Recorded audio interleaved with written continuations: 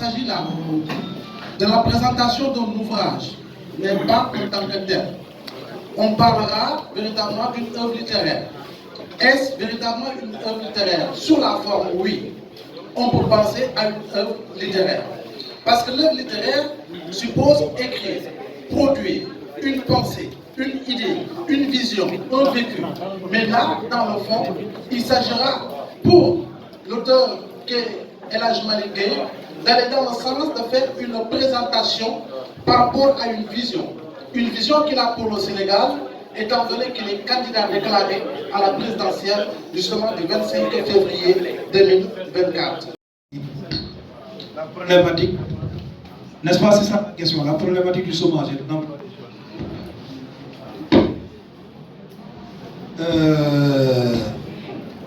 Nous, on a dit que dans notre vision que nous avons développée tout à l'heure, je pense que peut-être après on partagera le livre qui est en format PDF et vous pouvez regarder ce que nous proposons là-dessus. Mais on a développé sur le secteur informel. Il y a plus de 4 millions de jeunes qui sont dans le secteur informel. Donc il faut que notre politique économique, en termes d'investissement et d'appui institutionnel, soit modélisée en fonction de cette problématique-là.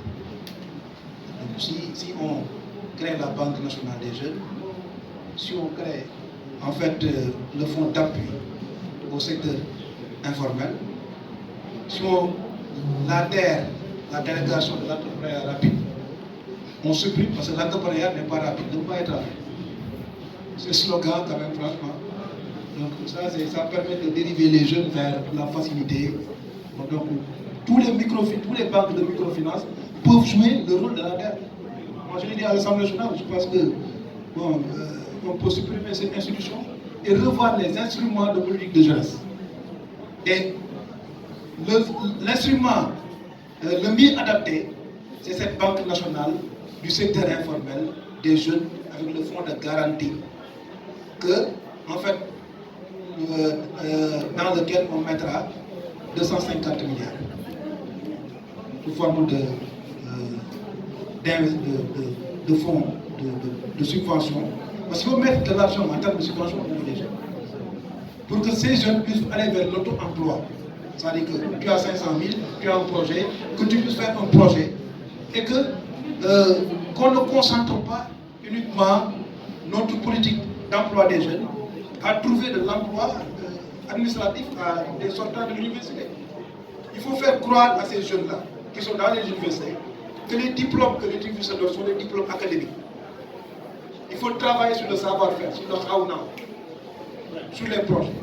Donc c'est ça ce que je vous dis par rapport à ça. Je pense que si vous aurez l'occasion de lire, c'est l'impassage du secteur informel, de l'emploi des jeunes, vous aurez le type d'information. Astel Sen, Kaolack TV. Élargissement de la capitale jusqu'à Bourg. On l'a expliqué tout à l'heure, c'est que, vous savez, en fait, le Cap-Vert, l'ancien Cap-Vert, ne se limite pas à Diamniadio. Il faut revisiter l'histoire du Sénégal pour voir que les côtes, que ça soit et de manière sociologique et de manière culturelle également. Pourquoi les Lébous qui sont à Dakar sont les mêmes Lébous qui sont à Bargny et qui sont jusqu'à Ndayane et qui sont voilà, donc sur les côtes du Sénégal. Donc ça c'est en fait cette communauté qui était dans le Cap-Vert et qu'il faut faire revenir. L'autre élément qui me semble être important pour qu'on aille à bout, je vous ai dit, c'est les investissements de l'État. Le port de Dakar va aller à Ndayane, Popenguine. Donc, Dubaï Port, là, nous on a proposé que le port de Dakar soit un port en fait de matières premières et d'import-export sur les produits pétroliers. Donc là, il va falloir tous les quartiers qui sont sur le sea line de la SAR soient délogés. Parce que c'est un risque permanent de laisser des quartiers sur les sea lines de la SAR. C'est dangereux. Donc c'est pour cela que nous avons dit que comme le port de Dakar va être un port de matières premières et de minerais, et que l'aéroport, le seul aéroport qu'on a maintenant est à Diass. Le seul port qui va être un port, le port le plus grand d'Afrique, c'est vrai, ça va être le port le plus grand d'Afrique, le port de Popenguine d'ailleurs.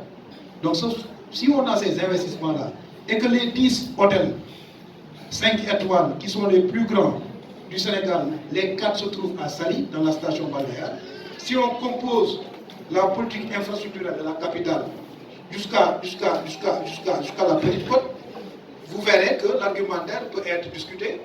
Et je vous ai dit, ça peut être quand même mettre sur la table pour un débat de programme. Parce que nous, ce que nous suscitons, c'est de ne pas avoir raison, je l'ai dit tout à l'heure. On veut simplement qu'on débatte sur c'est bon ou c'est pas bon, ou bon, qu'est-ce qu'on propose? Les hommes politiques et les promesses, c'est une question divisée. D'ailleurs, c'est ça là, bon, je dirais, si Mamadou peut m'aider sur les politiciens et les promesses. Les politiciens et les promesses. Vous savez, on peut tirer rater 10 pénaltys et se pomper la dose pour dire que je suis un bon tireur de pénalty. Mais quelqu'un qui n'a jamais tiré de pénalty peut marquer un pénalty. C'est ça la réponse de notre génération également. Il y a des gens qui sont là depuis 20 ans et qui n'ont jamais marqué de pénalty et puis qui continuent à dire que nous avons le bon profit parce qu'ils ont des milliards. Maintenant, le profit là se fait sur la base de l'empirisme, de l'expérience, de la gérontocratie d'ailleurs, de la gérontocratie. C'est certain, bon, moi j'ai fréquenté le mythe d'homme d'État n'existe plus. Je vous assure que mes camarades jeunes, ne soyez pas dans le mythe d'homme d'État. L'homme d'État, c'est un mythe. Pas de complexe par rapport à ce que nous voulons faire pour le pays de demain.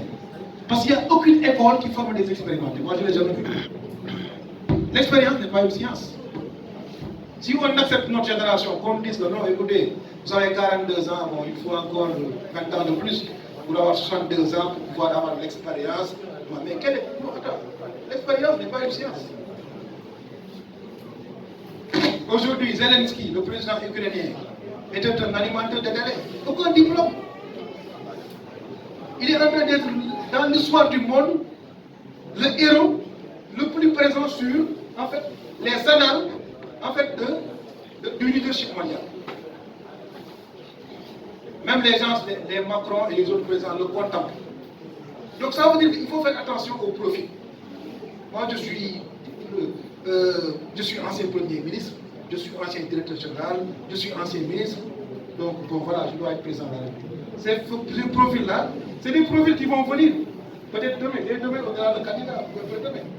Mais tous ces profils-là, faites attention à ces profils.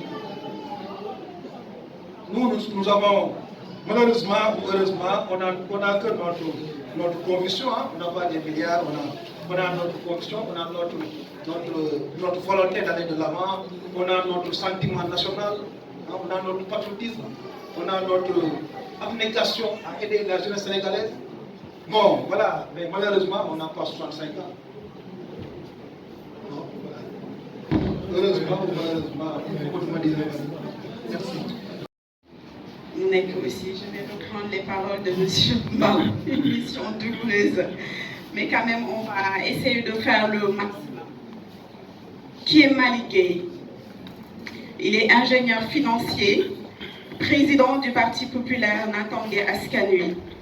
Il croit à l'engagement politique des jeunes dans la grande instance des partis et ne limite pas ses ambitions pour le Sénégal. Lorsqu'il décrochait son baccalauréat scientifique au lycée Abdoulaye, il ne s'était pas imaginé dans un autre domaine que la physique et les maths. Après s'être confronté aux réalités scientifiques qui est souvent prédestiné aux étudiants à des fonctions d'enseignants, il se reconvertit en financier après avoir obtenu sa maîtrise en sciences physiques. Il s'inscrit à l'Institut supérieur de management de Dakar en 2003 pour une spécialisation, diplôme spécialisé en ingénierie financière banque. Le diplôme d'ingénieur en finance banque en poche en 2006, il intègre la SGBS pour quelques mois au département contrôle des risques financiers avant de préférer rejoindre le cabinet performance le cabinet Performance Conseil en 2008 comme associé, où il s'occupe de l'analyse financière, notamment des dossiers clients soumis au financement des banques. Son parcours dans le conseil des entreprises et le travail dans la gestion des conflits sociaux a poussé le ministre du Travail de l'époque à le nommer accesseur employeur au tribunal du travail de Mbour en 2017. Et par incompatibilité avec fonction parlementaire, il démissionnera plus tard après son installation à l'Assemblée nationale. Par ailleurs, l'Assemblée nationale n'est pas une découverte pour lui. En 2012, Malick Gueye est nommé conseiller technique par Moustapha Niasse, nouveau président de l'Assemblée nationale. Sa position lui permet de mieux connaître le fonctionnement de cette institution. Après 3 ans aux côtés de son mentor, il est limogé de son poste en 2015 par Moustapha Niasse après une crise due à son refus en tant que responsable des jeunes de l'AFP. Ne pousser le parti à la réduction par Benno Bokk-Yakaar, il retourne encore à son poste de financier pour accompagner les PME, TPE et le secteur informel. Sous la suggestion des jeunes, j'avais émis le souhait que notre parti ait un candidat pour la présidentielle 2019. Se rappelait-il par la suite? Il est exclu du parti et forme avec Malick Gakou le grand parti. Alors, dans ce nouveau parti politique, Malick Gueye assure la fonction de numéro 2, directeur national des structures lors des législatives. Il est investi 9e sur la liste de Manko Taxawu Sénégal. Les 7 députés et de leur liste prennent fonction plusieurs mois après, en janvier 2019. Il remplace l'ex-maire de Dakar, Khalifa Ababacar Sall, depuis lors. De rester le numéro 2 de son nouveau parti pour certains. Cependant, il refuse même le nouveau parti, ce statut, car pour lui, tous les numéros 2 sont souvent victimes de diarchie avec le leader du parti.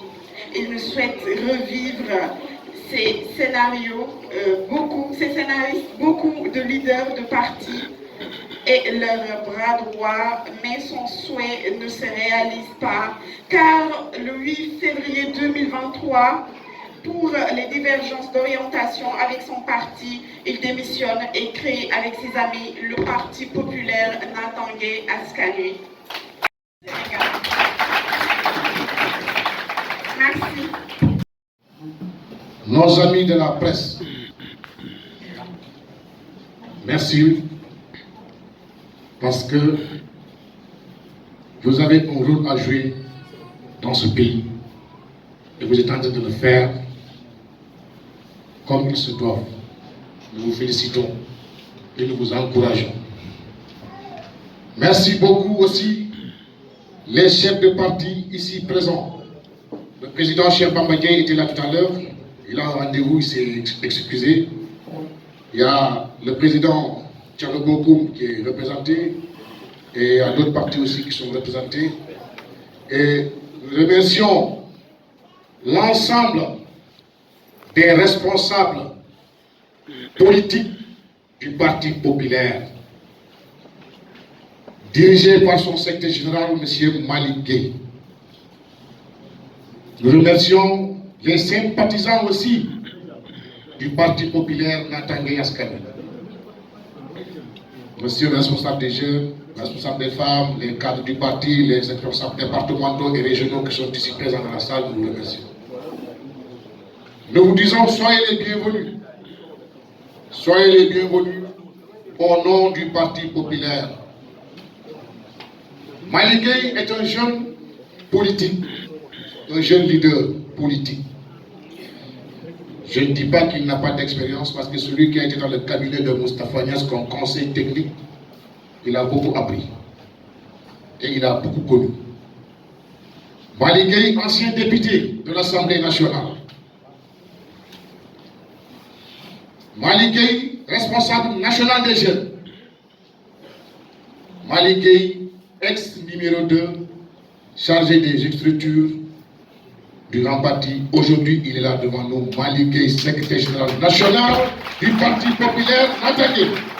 Production d'une œuvre, donc liée à peut-être des champs littéraires, mais lorsqu'on présente un ouvrage dans le cadre programmatique, ça montre un peu l'intérêt de cette rencontre.